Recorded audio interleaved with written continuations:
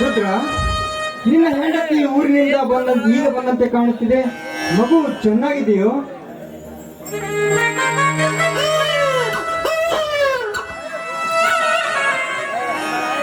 ತುಂಬಾ ಸುಂದರವಾಗಿದೆ. ರುದ್ರ, ನಿನ್ನ ಹೆಂಡತಿ ಗೌರಮ್ಮ ಎಲ್ಲಿ ಕಾಣ್ತಾ ಇಲ್ಲ? ಹೆಂಡತಿ ಈ ಹೆಣ್ಣು ಮಗುವಿಗೆ ಜನ್ಮ ಕೊಟ್ಟು ನನ್ನ ಹೆಂಡತಿ ಏನಾಯ್ತು ರುದ್ರ? ನಿನ್ನ ಹೆಂಡತಿ ಏನಾಯ್ತು? ಈ ಹೆಣ್ಣು ಮಗುವಿಗೆ ಜನ್ಮ ಕೊಟ್ಟ ತಕ್ಷಣ ನನ್ನ ಹೆಂಡತಿ ಸತ್ತು ಹೋದ್ರು.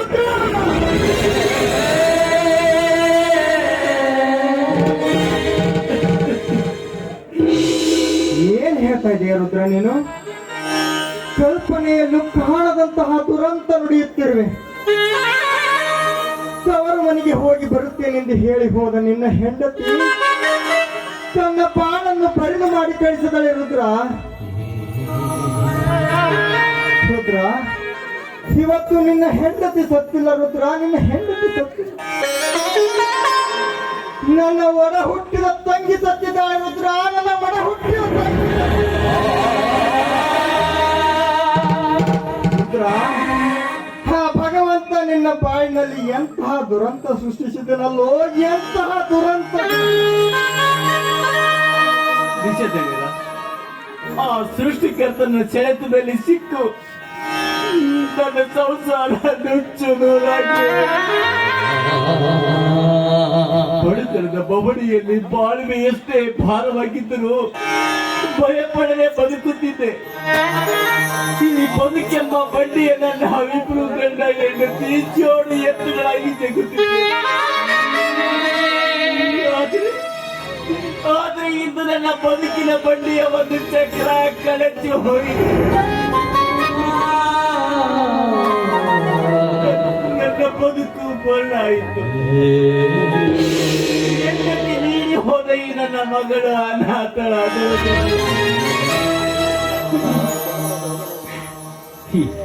ಈ ಪಾಪಿ ಹುಟ್ಟಿದೆ ಹೋಗಿದ್ರೆ ಖಂಡಿತ ನನ್ನ ಹೆಂಡತಿ ಸಾಯ್ತಿರಲಿಲ್ಲ.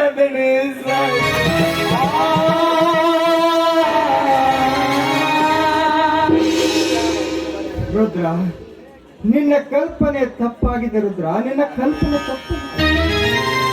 ಕೈ ಸುಟ್ಟ ದೀಪದ ಕೋಪಕ್ಕೆ ಪಣತಿಯನ್ನೇ ಒಡೆಯಬಾರದು. ಯಾರ ಜನನಕ್ಕೆ ಯಾರ ಸಾವು ಕಾರಣವಲ್ಲ, ಯಾರ ಸಾವಿಗೆ ಯಾರ ಜನನ.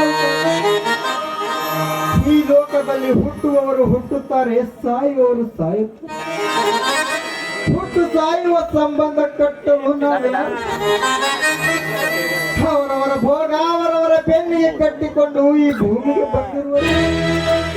ಬರೇ ಹುಚ್ಚು ಭ್ರಮೆಯಲ್ಲಿ ಪಡೆದಾಡುವುದೇ ಈ ಮಾನವನ ಮೂರ್ಖತನ.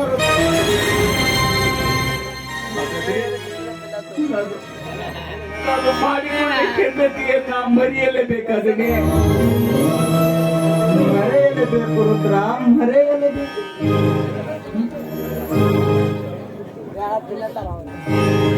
ಹುಟ್ಟಿದ ಮಾನವ ಈ ಪ್ರಪಂಚವನ್ನೇ ಮರೆತು ಹೋಗುವಾಗ ಮಾಡಿಕೊಂಡ ಹೆಂಡತಿ ಎಷ್ಟು ದಿವಸದವಳು. ನಮ್ಮಿಂದ ಮಾಯವಾದುದನ್ನೆಲ್ಲ ನಾವು ಮರೆಯಲೇಬೇಕು. ಮರೆಯಲು ಮನಸ್ಸು ದೃಢ ನಿರ್ಧಾರ ಮಾಡು.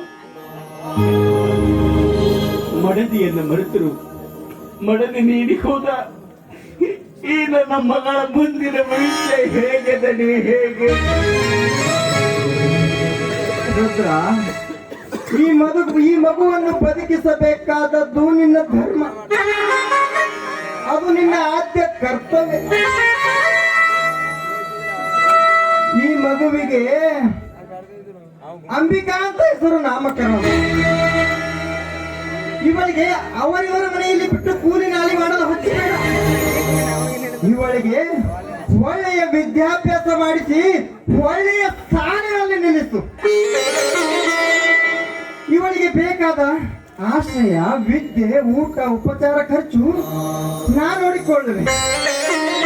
ರುದ್ರ, ಈ ಮಗು ನಿನ್ನದು ಅಷ್ಟೇ ಅಲ್ಲ, ಈ ಮಗು ಕೂಡ ನನ್ನದು ಎಂದು ನಾನು ಭಾವಿಸಿಕೊಳ್ಳುತ್ತೇನೆ. ರುದ್ರ, ತೆಗೆದುಕೋ ರುದ್ರ. ಈ ನಿನ್ನ ಮಗಳ ಖರ್ಚಿಗಾಗಿ 50,000 ರೂಪಾಯಿ.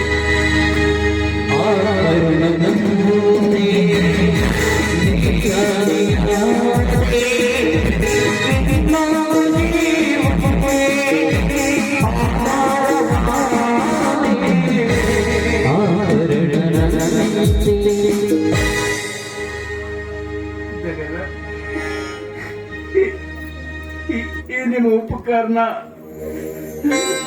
ಯಾವ ಜನ್ಮದಾಗ ಮುಟ್ಟಿಸಬೇಕು ಏನು? ಯಾಕೋ ರುದ್ರ ಕಣ್ಣೀರು?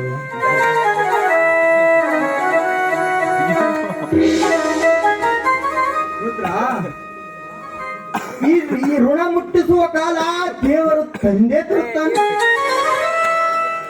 ಉಂಡವರಿಗೆ ಉಣಿಸುವುದಕ್ಕಿಂತ ಹಸಿದವರಿಗೆ ಅನ್ನ ಹಾಕಬೇಕು. ಅದು ನಿಜವಾದ ಮಾನವ ಧರ್ಮ. ಈಗ ನೀನು ಎಲ್ಲವನ್ನು ಕಳೆದುಕೊಂಡು ಹಸಿದು ನಿಂತಿರುವಿ. ಇಂತಹ ಸಮಯದಲ್ಲಿ ನಾನು ನಿನಗೆ ಸಹಾಯ ಮಾಡದೆ ಹೋದರೆ ಆ ಶಿವನಾದರೂ ನನ್ನನ್ನು ಮೆಚ್ಚಬಹುದಿರುತ್ತ. ಅಂದಾಗೆ ಈ ಮಗುವನ್ನು ಯಾರ ಮನೆಯಲ್ಲಿ ಯಾರು ಸರಿಯಾಗಿ ಬಿಡೋದಿಲ್ರಿ. ಬೆಂಗಳೂರಾಗ ನನ್ನ ತಂಗಿ ಅದಾಳ್ರಿ. ದುಡಿದು ಹೊಟ್ಟಿ ತುಂಬಿಸಿಕೊಳ್ಳಾಕ ಅಂತ ಬೆಂಗಳೂರಿಗೆ ಹೋಗಿ 6 ವರ್ಷ ಆಯ್ತು. ನಾನು ಅಲ್ಲಿಗೆ ಹೋಗಿ ನನ್ನ ಮಗಳನ್ನ ಬಿಟ್ಟು ಬರ್ತೀನಿ. ಹೇಳ್ಯಾರ ನನ್ನ ತಂಗಿಗೂ ಒಂದು ಗಂಡು ಮಗು ಐತ್ರಿ, ಅರವಿಂದ ಅಂತ. 2 ಮಕ್ಕಳು ಜೊತೆಯಾಗಿ ಬೆಳಿಬಹುದು. ಮೇಲಾಗಿ ಅಣ್ಣನ ಮಗಳಂದ್ರೆ ನನ್ನ ತಂಗಿ ಈ ನನ್ನ ಮಗಳನ್ನ ಪ್ರೀತಿಯಿಂದ ಜೋಪಾನ ಮಾಡಬಹುದು ಅಂತ ನನ್ನ ಆಸೆ ರೀ. ನಾನು ಅಲ್ಲಿಗೆ ಹೋಗಿ ಬಿಟ್ಟು ಬರ್ತೀನಿ. ಹೌದು ರುದ್ರ, ಅಷ್ಟೇ ಮಾಡಿ. ಇವತ್ತೇ ನೀನು ಬೆಂಗಳೂರಿಗೆ ಹೊರಡು. ಇನ್ನು ಈ ಮಗು ಹಾಲು ಕುಡಿಯುವ ಹಸುಗೂಸು. ಇಲ್ಲಿ ಹೆಚ್ಚು ಸಮಯ ಇರುವುದು ಒಳ್ಳೆಯದಲ್ಲ. ಇವತ್ತೇ ನೀನು ಬೆಂಗಳೂರಿಗೆ ಹೊರಡು. ಈ ಮಗುವಿಗೆ ಒಳ್ಳೆಯ ವಿದ್ಯಾಭ್ಯಾಸ ಮಾಡಿತು ಅಂತ ನಿಮ್ಮ ಅಕ್ಕನಿಗೆ ಚೆನ್ನಾಗಿ ಹೇಳಿ ಬಾ. ಹೋಗು. ಆ ದೇವರು ನನಗೆ ಒಳ್ಳೆಯದು ಮಾಡಲಿದ್ದರು. ಮಾತಿದ್ದೀರಿ, ನಾನು ಹೋಗಿ ಬರ್ತೀನಿ. ಹೋಗಿ ಬರೋದ್ರ? ಹೋಗು.